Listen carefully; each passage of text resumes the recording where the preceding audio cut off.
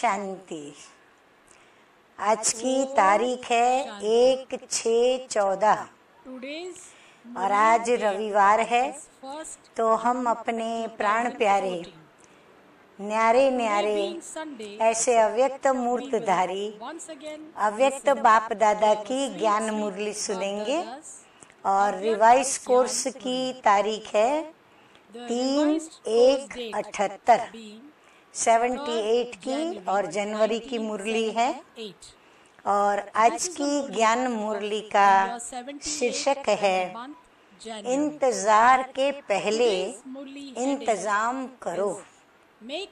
किसी भी बात का, व्यक्ति का, समय का हम इंतजार करते हैं, लेकिन बाबा कहते हैं कि जिससे भी मिलना होता है उसके पहले उसकी कुछ पूर्व तैयारी भी रखनी होती है, क्योंकि कभी कभी पूर्व तैयारी हमारे इंतजार को पूरा रिजल्ट देती है। इसीलिए बाबा कहते हैं कि इंतजार के पहले इंतजाम करो। मीठे मीठे बाप दादा कहते हैं कि बाप बच्चों को देख सदा हर्षित होते हैं। हर एक बच्चा वर्तमान समय में विश्व की सर्व आत्माओं में श्रेष्ठ है।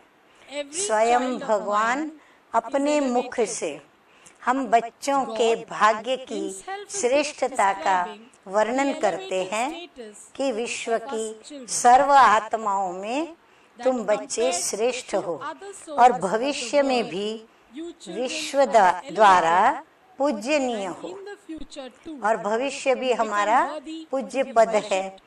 ऐसे सर्वश्रेष्ठ गायन और पूजन योग्य योगी तू आत्माएं, ज्ञानी तू आत्माएं, दिव्य गुणधारी और सदा विश्व के सेवाधारी, बाप दादा के सदा स्नेह और सहयोग में रहने वाले ऐसे बच्चों को देख बाप को कितनी खुशी होती है। ज्ञान, योग, धारणा, सेवा, स्नेह और सहयोग, ये सभी बातें बच्चों में देख करके मीठे मीठे बाप दादा को खुशी हो रही है।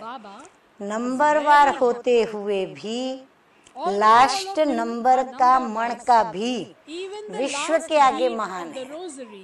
बाबा कहते हैं कि जो विश्व में इतनी सारी आत्माएं हैं, लेकिन उन आत्माओं के अंदर यदि नंबरवार बाबा के बच्चों की लिस्ट में जो लास्ट नंबर का मणका है वो भी सर्वश्रेष्ठ है, तो कितनी उस आत्मा की भी महानता, गायन और पूजन है।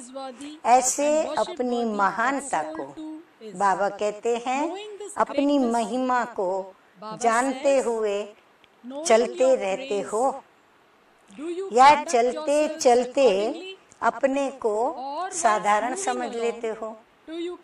हाँ, नशा 24 घंटा तो रहता नहीं, थोड़ा टाइम नशा चढ़ता है, या स्मृति दिलाने पर चढ़ता है, या कभी योग युक्त स्थिति है तो नशा चढ़ता है, या कभी खुशी है, कोई प्राप्ति विशेष बाप दादा के द्वारा होती है तो नशा चढ़ता है। बाकी समय क्या हो जाता है, साधारण चलते हैं। तो बाबा कहते हैं चलते चलते अपने को साधारण समझ लेते हो। अलौकिक बाप के द्वारा प्राप्त हुई अलौकिक जीवन, अलौकिक कर्म साधारण नहीं है। बाबा कहते हैं अब तुम बच्चों के जो भी कर्म है वो साधारण नहीं, क्योंकि हमारे हर कर्म का एक सिद्धांत बनता है, हमारे कर्म का एक विधान बनता है, और वो विधान को जो भी वंशावली आत्माएं इस संसार में चलेंगी वो सब फॉलो करती हैं। लास्ट नंबर के मणके को भी आज अंत तक, ध्यान से सुने, बाबा कहते हैं लास्ट नंबर के मणके को भी आज अंत तक भक्त आत्माएं आंखों पर रखती हैं। इतना श्रद्धा भाव और पूजनीय भाव रहता है, क्योंकि लास्ट नंबर भी, देखो लास्ट नंबर में आने वालों की भी महिमा बाप दादा कहते हैं कि लास्ट नंबर भी बाप दादा के नैनों के तारे हैं। हाँ, कितना प्यार मीठे मीठे बाप दादा हर बच्चे को कर रहे हैं। नूरे रत्न है, बाबा कहते हैं बाप दादा के आँखों के नूरे रत्न हैं। ऐसे नूरे रत्न को अब तक भी नैनों पर रखा जाता है। अपने श्रेष्ठ भाग्य को जानते हुए, वर्णन करते हुए अनजान नहीं बनो। बाबा कहते तुम बच्चे ऐसे बातें करते हो जैसे तुम्हें अपने श्रेष्ठ भाग्य का पता ही नहीं है। बाबा कहते ऐसे अनजान बन करके साधारण कर्म नहीं करो। एक बार भी मन से, सच्चे दिल से अपने को बाप का निश्चय किया तो उस एक सेकंड की महिमा और उसकी जो प्राप्ति है वो बहुत बड़ी है। सेकंड की बात कर रहे हैं। जैसे करंट होती है, करंट कितना टाइम लगता है? करंट तो सेकंड के भी 100वें हिस्से में यदि किसी को दे दिया जाए तो उस करंट का असर पूरे शरीर के अंदर, रोम रोम के अंदर वो चला जाता है।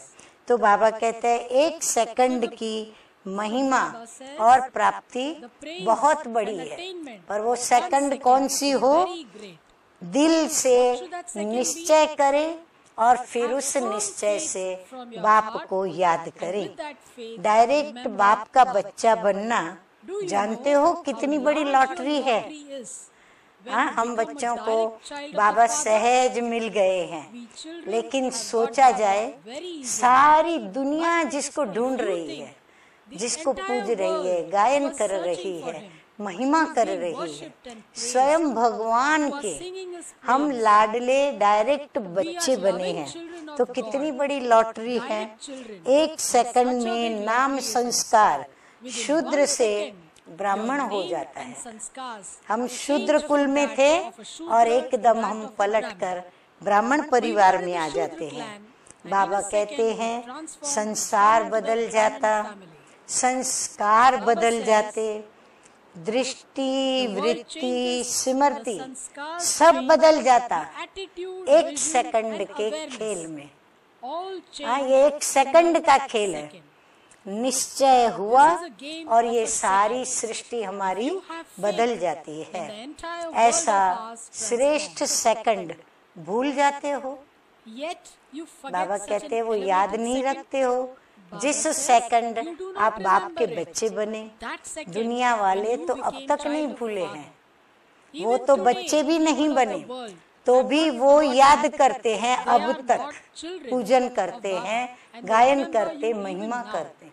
और हम बच्चे जो कि डायरेक्ट बने हैं और हमारा ही पूजन गायन होता है और हम भूल जाते हैं। आप आत्माएं चक्कर लगाते, बदल भी गई, दुनिया भी बदल गई, लेकिन दुनिया वाले नहीं भूले। आप लोगों की दुनिया बदल गई, लेकिन दुनिया वाले जो हैं वो आपको नहीं भूले हैं। आप स्वयं अनुभवी मूर्त तो सर्व प्राप्ति करने वाली आत्माएं हो, फिर भूल क्यों जाते हो? भूलना नहीं चाहिए, लेकिन भूल जाते हो। बाबा कहते हैं कितनी अनुभवी आत्माएं हो, बाप के द्वारा जो हमको प्राप्तियां होती हैं उसके हम अनुभवी भी हैं, फिर भी हमको चलते चलते भूल जाता है। बाबा कहते हैं कि भूलना तो नहीं चाहिए। इस नए वर्ष में बाप दादा को कौन सी नवीनता दिखाएंगे? हाँ, जनवरी मास नया वर्ष है, तो कौन सी नवीनता दिखाएंगे? जो समय दिया हुआ था उस प्रमाण तो सब संपूर्ण ही दिखाई देने चाहिए। बाबा कहते हैं बाप दादा ने जो समय दिया था उस समय प्रमाण, जो समय अभी आज के दिन का, बाबा कहते हैं सभी कैसे दिखने चाहिए? संपूर्ण दिखने चाहिए। लक्ष्य प्रमाण सर्व ब्राह्मण आत्माओं का अपना पुरुषार्थ संपन्न होना चाहिए। देखो ये मुरली कभी चली है 78 में और अभी 14 चल रहा है। तो आप सोचिए कितने वर्ष तक अभी तक पुरुषार्थ जारी है और अभी भी हम बच्चे कहते हैं कि हम संपूर्ण नहीं बने, संपन्न नहीं हुए। तो बाबा कहते पुरुषार्थ अभी तक तो संपन्न होना चाहिए। कभी 78 में कहा आप तो परिवर्तन के लिए तैयार होना। अब जो समय मिला है वह ब्राह्मणों के स्वयं के पुरुषार्थ के लिए नहीं है। अभी जो भी समय आपको मिला है बाबा कहते हैं आपके अपने पुरुषार्थ के लिए नहीं मिला है, लेकिन हर संकल्प, हर बोल के द्वारा दाता के बच्चे विश्व की आत्माओं के प्रति जो प्राप्त हुए खजाने हैं उनको देने अर्थ मिला है। जो हमें मिला है बाबा से वो अभी हमें औरों को देना है। तो ये समय हमें औरों को देने के लिए मिला है। ये एक्स्ट्रा टाइम स्वयं के पुरुषार्थ के लिए नहीं, लेकिन दूसरों के प्रति समय, गुण और खजाने देने के लिए है। बाप ने जिस कार्य के लिए समय और खजाना दिया, अगर उसके बदले स्वयं प्रति समय और संपत्ति लगाते हो तो यह भी अमानत में ख्यानत होती है। मेरे ख्याल से ये अमानत में ख्यानत आज हम सारे ब्राह्मण कुलभूषण कर रहे हैं और करते जा रहे हैं। ये विशेष वर्ष ब्राह्मण आत्माओं के प्रति महादानी और वरदानी बनने का है।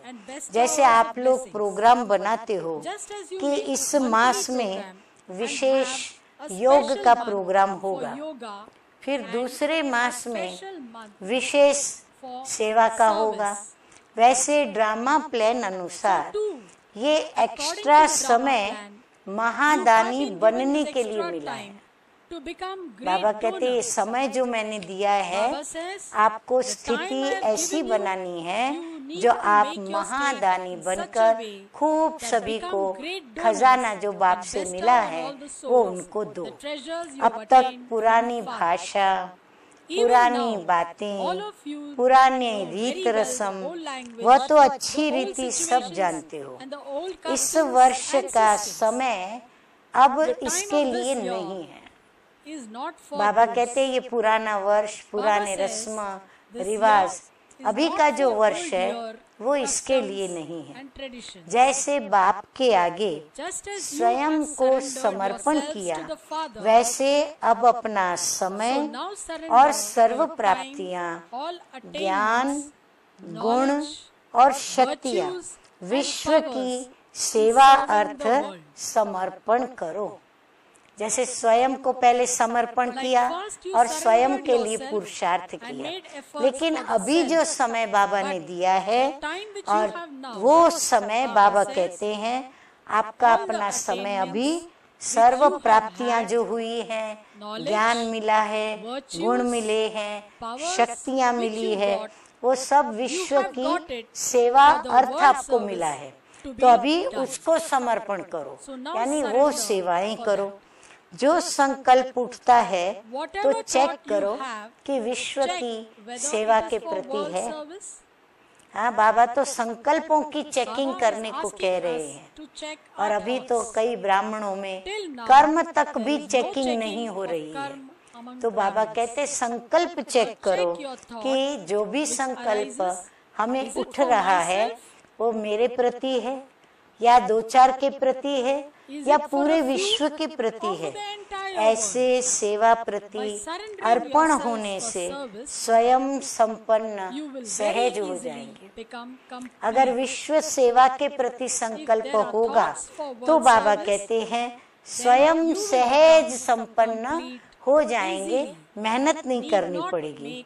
जैसे जब कोई सेवा का विशेष प्रोग्राम बनाते हो तो विशेष कार्य में बिजी होने के कारण स्वयं के आराम या स्वयं के प्रति सैल्वेशन देने वाली बातें या चलते चलते अन्य आत्माओं के द्वारा आई हुई छोटी छोटी परीक्षाओं को अटेंशन नहीं देते हो।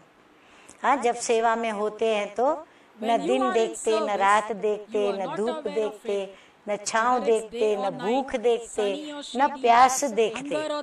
परंतु बाबा कहते हैं यहाँ तक कि कोई भी छोटे छोटे विघ्न भी अगर आ जाते हैं तो उन परीक्षाओं को भी जैसे कि पास कर लेते हो, अवॉइड करते हो, क्योंकि सदा कार्य को सामने रखते हो। तो इन सभी बातों को क्या करते हैं हम? अवॉइड करते, दूर करते और कार्य को सामने रखते कि नहीं, बस पहले मुझे अपने कार्य को संपन्न करना है। तो बिजी रहते हो, स्वयं प्रति समय न लगाकर सेवा में विशेष लगाते हो। ऐसे ही बाबा कहते हैं वो स्थिति, वो अवस्था, उस समय की सेवा का वह स्वरूप अपना याद करो। ऐसे ही इस नए वर्ष में हर सेकंड और संकल्प को सेवा के प्रति समझने से, इस कार्य में बिजी होने से परीक्षाओं को पास ऐसे करेंगे जैसे कुछ है ही नहीं। तो बाबा कहते ये वर्ष भी आप ऐसे ये बातों को याद रखो। संकल्प में भी नहीं आएगा कि बात क्या थी और क्या हुआ। स्वयं को समर्पण करने से इस सेवा की लगन में ये छोटे बड़े पेपर्स या परीक्षाएं स्वतः ही समर्पण हो जाएंगी। यदि हम सेवा के प्रति समर्पित हो जाते हैं, विश्व सेवा के प्रति, तो ये सारी परीक्षाएं, जो भी छोटे बड़े पेपर्स हैं, बाबा कहते हैं वो तुमको समर्पित हो जाएंगे। यानी वो आपकी जैसे कि परवश हो जाएंगे और आप जैसे कहोगे गुलाम बन करके वो कार्य करेंगे। जैसे अग्नि के अंदर हर वस्तु का नाम रूप बदल जाता है, वैसे परीक्षा का भी नाम रूप बदलकर परीक्षा प्राप्ति स्वरूप बन जाए। कितना अच्छा बाबा ने मिसाल दिया कि अग्नि में कोई वस्तु पड़ने के बाद उसका रूप रंग सब बदल जाता है। ऐसे ये परीक्षाओं के पेपर्स या आने वाली परिस्थितियां, समस्याएं, वो हमारे लिए क्या बन जाएंगी? प्राप्ति का साधन बन जाएंगी, प्राप्ति का स्वरूप बन जाएंगी।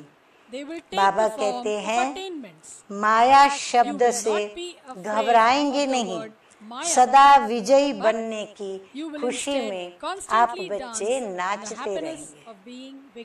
और स्थिति कैसी होगी? घबराएंगे भी नहीं कितनी भी माया आ जाए, और सदा विजय की खुशी में नाचते रहेंगे। माया को अपनी दासी अनुभव करेंगे तो दासी आपकी सेवाधारी बनेगी या आप उससे घबराएंगे? तो सेवाधारी से कोई घबराता है क्या? सेवाधारी से तो काम लिया जाता है। स्वयं को सरेंडर हो जाओ सेवा में, तो माया भी स्वतः ही सरेंडर हो जाएगी। अगर हम सेवा में सरेंडर है बाबा की, तो बाबा कहते हैं माया भी आपको सरेंडर हो जाएगी। लेकिन सरेंडर नहीं होते हो। बाबा का बहुत अच्छी बात बता रहे हैं, लेकिन सरेंडर नहीं होते हो तो माया भी अच्छी तरह से क्या करती है? बाबा कहते हैं चांस ले लेती है। वो भी देखती है कि ये सेवा में इतने समर्पित नहीं है, तो फिर मुझे मौका है। चांस लेने के कारण ब्राह्मणों को भी वो ब्राह्मणों की भी वो चांसलर बन जाती है हम ब्राह्मण चांसलर। लेकिन माया क्या करती है, चांस ले लेती है और चांसलर बन जाती है। माया को चांसलर बनने नहीं दो, माया को चांसलर बनने नहीं दो।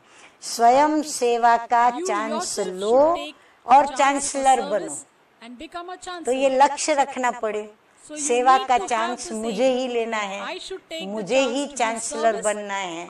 ये नहीं सोचना है चलो हमने तो बहुत सेवा की, मैंने तो ये सेवा की है, खुद को आलस्य आया, अलबेलापन नहीं करना है, तो कोई बहाना बताना है, तो हम कहे नहीं दूसरों को चांस दो, हम तो करते ही रहते हैं, भले इनका भाग्य बने। बाबा कहते हैं नहीं, स्वयं चांस लो और चांसलर बनो। अब सुना समय क्यों मिला है? हाँ, समय क्यों मिला? इन बातों के लिए मिला है। अब कोई कंप्लेन नहीं करना। बाबा कहते हैं कोई भी बाबा के आगे अभी कोई कंप्लेन नहीं करना। समय के हिसाब से हर एक को कंप्लीट होना है। हाँ, कंप्लेन मिटाकर कंप्लीट होना है। फरियाद न करके बाबा को याद करने में स्वयं को संपन्न बनाना है। बाबा कहते हैं कंप्लीट आत्मा कभी कंप्लेन नहीं करती है, हो ही जाता, होता ही है, ये भाषा नहीं बोलती। अगर ऐसे होता तो ये हो जाता, अगर ये बात ऐसी होती तो ये तो होना ही था, ये होता ही नहीं। तो बाबा कहते ये भाषा वो कंप्लीट आत्मा नहीं बोलती। नया वर्ष, नई भाषा और नया अनुभव, पुरानी चीज संभालना अच्छा लगता है, लेकिन यूज करना अच्छा नहीं होता। हाँ, पुरानी चीजों को संभाल के रखना तो अच्छा लगता है, परंतु अगर कोई कभी हम यूज करें तो यूज करना अच्छा नहीं होता। तो आप यूज क्यों करते हो? 5000 वर्ष के लिए संभाल कर रख दो। हाँ, फिर कल्प रिपीट होगा, तब ये बातें फिर से यूज होगी। पुराने से प्रीत नहीं रखो। बाबा कहते हैं पुराने से प्रीत नहीं रखो। सदैव भक्त आत्माओं, भिखारी आत्माओं और प्यासी आत्माओं के सामने अपने को साक्षात बाप और साक्षात मूर्त समझकर चलो। बाबा कहते हैं उनके जैसी अपनी स्टेज न बनाएं, लेकिन ऐसी प्यासी आत्माएं, भिखारी आत्माएं, ऐसी आत्माओं के आगे हम साक्षात और साक्षात मूर्त बाप का साक्षात्कार कराने वाली आत्मा बने। तो समझ कर चलो, तीनों ही लाइन लंबी है। कौन सी? भक्त आत्माओं की, भिखारी आत्माओं की और प्यासी आत्माओं की। बाबा कहते तीनों ही लाइन लंबी है। इस क्यू को समाप्त करने में लग जाओ, जल्दी जल्दी क्यू को पूरा करो। प्यासी आत्माओं की प्यास बुझाओ, भिखारियों को दान दे दो, भक्तों को भक्ति का फल, बाप के मिलने का मार्ग बताओ। क्योंकि भक्ति का फल कौन देगा? स्वयं भगवान देंगे। तो बाप से मिलने का मार्ग दिखा दें ताकि उनको उनकी भक्ति का फल मिले। तो इस क्यू को संपन्न करने में बिजी रहेंगे तो स्वयं के प्रति क्योंकि क्यू समाप्त हो जाएगी। अगर उस क्यू को संपन्न करने की सेवा में बिजी हो जाएंगे तो बाबा कहते हैं स्वयं के प्रति आने वाले प्रश्नार्थ चिन्ह जो हैं वो सारे मिट जाएंगे, वो क्यू भी समाप्त हो जाएगी। तो समय के इंतजार में नहीं रहो, लेकिन तीनों प्रकार की आत्माओं को संपन्न बनाने के इंतजाम में रहो। अब तो नहीं पूछेंगे कि विनाश कब होगा। जवाब तो बाबा ने दे दिया। हाँ, यदि हमारी स्थिति ऐसी बन जाए तो विनाश तो तुरंत होना ही है। क्यों को समाप्त करो तो परिवर्तन का समय भी समाप्त हो जाएगा। संगम का समय सतयुग से श्रेष्ठ नहीं लगता है? हाँ, सतयुग से अधिक वैल्यूएबल समय हमारा संगम पर है। थक गए हो क्या? बाबा पूछ रहे हैं, बच्चे पुरुषार्थ करते करते थक गए हो क्या? जब पूछते हो कि विनाश कब होगा तो थके हुए हो, तब तो पूछते हो, क्योंकि सोचते हो विनाश हो तो घर जावे। बाप का बच्चों के प्रति अति स्नेह है। बाप को ये मेला अच्छा लगता है और बच्चों को स्वर्ग अच्छा लगता है। बाबा का इतना प्यार है। बाबा कहते ये संगम चले, परंतु बच्चों का प्यार कहाँ है? स्वर्ग में जाने की इच्छा ज्यादा है, तो बच्चों को स्वर्ग प्यारा है। स्वर्ग तो 21 जन्म मिलेगा ही। बाबा कहते वो तो मिलना ही है, इसीलिए उसके पीछे न भागें। लेकिन ये संगम नहीं मिलेगा। स्वर्ग तो हमारे भाग्य में, वर्षे में, अधिकार में जन्म से ही प्राप्त हो गया है, इसीलिए उसके पीछे न लगे। परंतु ये जो संगम युग है, बाबा कहते हैं वो नहीं मिलेगा। तो थक मत जाओ, सेवा में लग जाओ, तो प्रत्यक्ष फल अनुभव करेंगे। भविष्य फल तो आपका निश्चित है ही, लेकिन प्रत्यक्ष फल का अनुभव और उसका सुख सारे कल्प में नहीं मिलेगा। वो तो यहाँ ही पुरुषार्थ किया, यहाँ ही उसकी प्रारब्ध, उसका फल हम देखते हैं।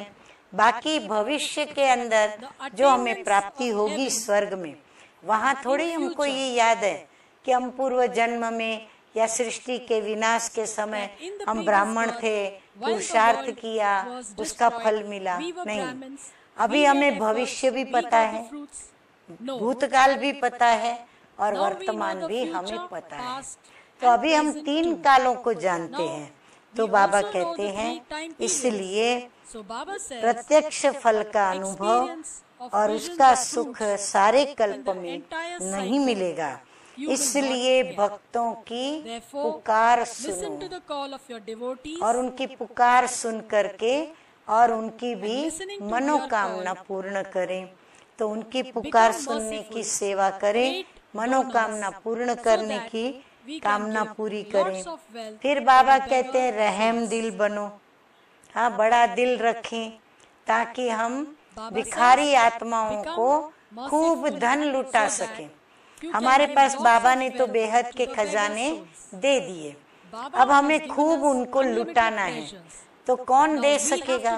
दाता बन करके, जिनका दिल बड़ा होगा और फिर रहम भी पड़े, तो रहम दिल बनो। फिर महादानी बन महान पुण्य आत्मा का पार्ट बजाओ। हाँ, अच्छा, बाप दादा भी याद प्यार दे रहे हैं कि ऐसे बाप के फरमान बरदार, दृढ़ संकल्प और सेकंड में आज्ञाकारी बाप समान, सदा विश्व के कल्याणकारी, महादानी, महान वरदानी, सर्व को संपन्न करने वाले, सदा स्वयं को सेवा में तत्पर करने वाले, ऐसे बाप समान बच्चों को बाप दादा का याद प्यार और नमस्ते। हम रूहानी बच्चों की रूहानी बाप दादा को याद प्यार, गुड मॉर्निंग और नमस्ते नमस्ते। अब मीठे मीठे बाप दादा दादियों से बातचीत कर रहे हैं, वो मैं सुना रही हूँ। तो बाप दादा दादियों से कह रहे हैं कि सबको एक बात का इंतजार है। वो कौन सी बात है? जो शुरू की पहली है कि मैं कौन, वही लास्ट तक भी है। बाबा कहते हैं शुरू में ये पहली से शुरुआत हुई कि मैं कौन, और आज भी नए नए जो भी जिज्ञासु आते हैं उन्हें हम यही पहली से ज्ञान शुरू करते हैं कि मैं कौन हूँ। तो बाबा कहते हैं वही लास्ट तक भी है। लास्ट तक अब तक हमको यही बात बताई जा रही है कि मैं कौन। सबको इंतजार है आखिर भी भविष्य में मैं कौन, या माला में मैं कहाँ। हाँ, लास्ट में भी अभी क्या सबके अंदर संकल्प चलता है कि आखिर भी भविष्य में मैं कौन। मैं महाराजा, महारानी, परिवार का सदस्य या शाहूकार प्रजा, गरीब प्रजा, कहाँ मैं कौन, और फिर माला में मेरा स्थान कहाँ। 8 के माला में, 108 की माला में, 16,108 की माला में, 9,16,108 में, या रुंड माला में कहाँ मैं कहाँ। अब ये इंतजार कब पूरा होगा, इसका भी सबको इंतजार है कि बाबा की तरफ से हमें ये पता चले। सब 1-2 में रूह रिहान भी करते हैं कि 8 में कौन कौन होंगे। कई बार आपस में भी सभी की रूह रिहान होती है। फिर 100 में कौन होंगे। 16,000 को तो सवाल ही नहीं। 16,000 में तो बहुत सारे लोग होंगे, परंतु आखिर भी 8 में या 100 में कौन होंगे। जो 108 की माला है उसमें वो 8 आ जाते हैं, तो 8 में कौन होंगे और 100 में कौन होंगे। विदेशी सोचते हैं कि हम कौन सी माला में होंगे, और शुरू में आने वाले फिर सोचते हैं कि लास्ट सो फास्ट है। ना मालूम हमारा स्थान है या लास्ट वालों का है। शुरू वाले भी सोचते हैं लास्ट सो फास्ट है, और फिर विदेशी सोचते हैं हम तो लास्ट में आए हैं तो पता नहीं हमारा माला में नंबर है या नहीं। आखिर भी हिसाब क्या है। हाँ, बाबा किस हिसाब से नंबर देंगे सभी सोचते हैं। अब किताब तो बाप के पास है ना, सभी को पता है कि हर एक के पुरुषार्थ का, उनकी प्राप्ति का, भाग्य का सारा हिसाब किसके पास है, बाबा के पास है। तो फिक्स नहीं किए गए हैं।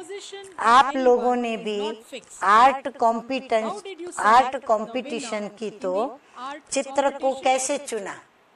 कोई उस समय शायद आर्ट कंपटीशन रखी गई थी और उसके अंदर सभी ने अपने अपने जो उनको टॉपिक दी गई उस पर चित्र बनाए। तो बाबा कहते आप लोगों ने कंपटीशन रखी तो उसमें से भी कौन से चित्र को आपने कैसे चुना। पहले थोड़े अलग किए। पहले आप लोगों ने बहुत सारे चित्र थे उसमें से थोड़े अलग किए, फिर उसमें से भी 1, 2 और 3 नंबर लगाया। फिर उसमें से आप लोगों ने क्या किया, 1, 2 और 3 नंबर ऐसे नंबर लगाए। पहले चुनने होते हैं। पहले बहुत सारों में से मुख्य को, और जिन चित्रों के अंदर अच्छाई है, श्रेष्ठ है, वो चुन लिए। तो पहले चुनना होता है, फिर नंबर वार फिक्स होते हैं। तो अब चुने गए हैं लेकिन फिक्स नहीं हुए हैं। बाबा की लिस्ट में बच्चे सब चुने गए हैं, लेकिन बाबा कहते हैं माला में अभी फिक्स नहीं हुए हैं। पीछे आने वालों का क्या होगा, बाबा भी उनको प्रश्न पूछ करके उनका इंतजार अंदर का बढ़ा रहे हैं, उनकी क्यूरियोसिटी को और तेज कर रहे हैं। सदैव कुछ सीट्स अंत तक भी होती है। बाबा कहते जब भी कोई सीट किसके लिए रखी जाती है तो सदैव कुछ सीट्स रिजर्व रखी रहती है, रखी जाती है। रिजर्वेशन होती है तो भी लास्ट तक कुछ कोटा तो रखते हैं, लेकिन वो कोटों में कोई और कोई में भी कोई होता है। वो जो कोटा रखा जाता है उसमें फिर कोटों में कोई और कोई में भी कोई रहता है। अच्छा, आप सब किस माला में हो? बाबा उन्हों से पूछ रहे हैं, अपने में उम्मीद रखो, कोई ना कोई ऐसी वंडरफुल बात होगी जिनके आधार पर आप सबकी उम्मीदें पूरी हो जाएंगी। बाबा कहते कोई ना कोई ऐसी वंडरफुल बात होगी तो आप लोग जो उम्मीद रखोगे तो आपकी उम्मीद पूरी हो जाएगी। अष्ट रत्नों की विशेषता एक विशेष बात से है। बाबा अब राज की बात खोल रहे हैं कि अष्ट रत्नों की विशेषता एक विशेष बात से है।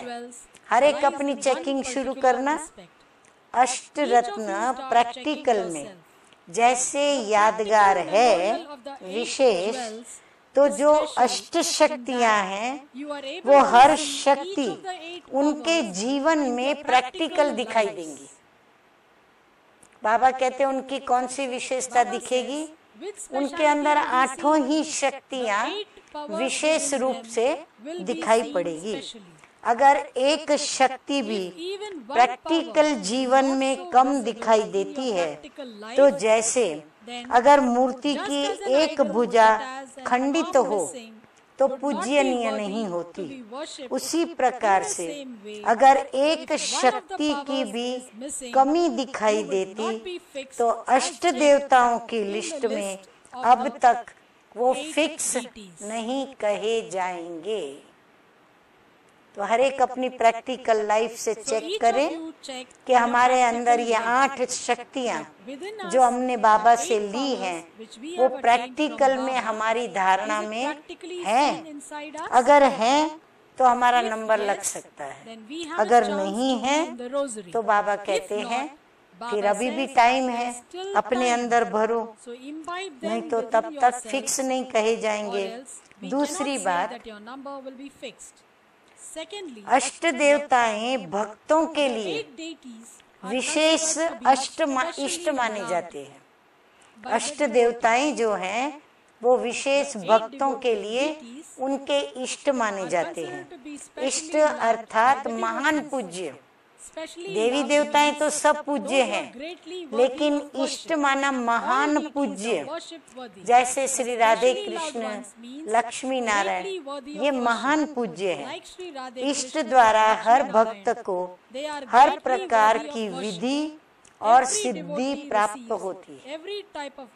यहाँ भी जो अष्ट रत्न होंगे वो सर्व ब्राह्मण परिवार के आगे अब भी इष्ट अर्थात हर संकल्प और चलन के द्वारा विधि और सिद्धि का मार्गदर्शन करने वाले सबके सामने अब भी ऐसे ही महान मूर्त माने जाएंगे।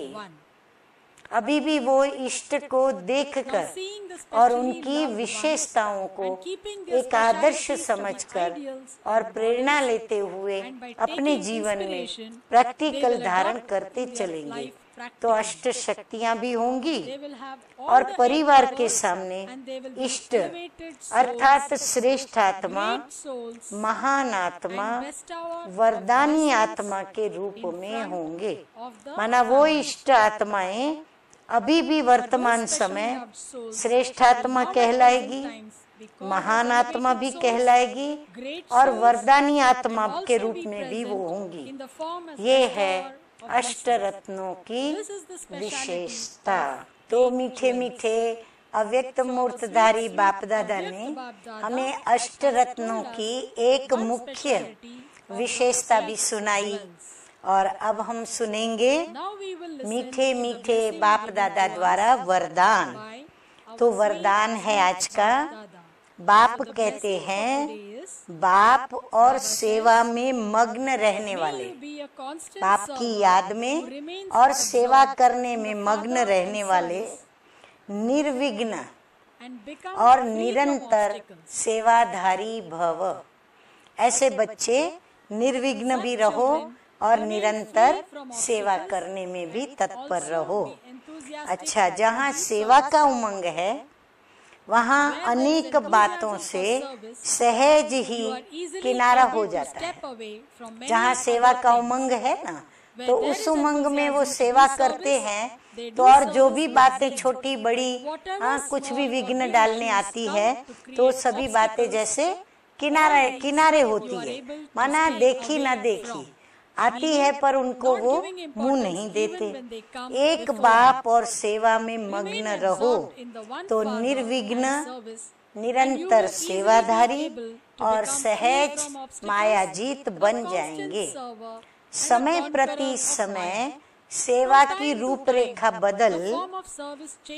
समय प्रति समय बाबा कहते हैं सेवा की रूपरेखा बदल रही है और बदलती रहेगी।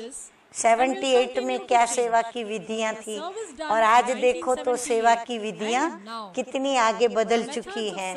अभी आप लोगों को ज्यादा कहना नहीं पड़ेगा, लेकिन वो स्वयं कहेंगे कि ये बड़ा श्रेष्ठ कार्य है, इसलिए हमें भी सहयोगी बनाओ। हाँ, अभी तक तो आप लोग सबको कहते आए कि ये श्रेष्ठ कार्य है भगवान का, आप इसमें सहयोगी बनो, परंतु बाबा कहते हैं अब समय वो है, ऐसा समय आएगा जो सामने से कहेंगे ये श्रेष्ठ कार्य है, हमें भी अपने कार्य में सहयोगी बनाओ।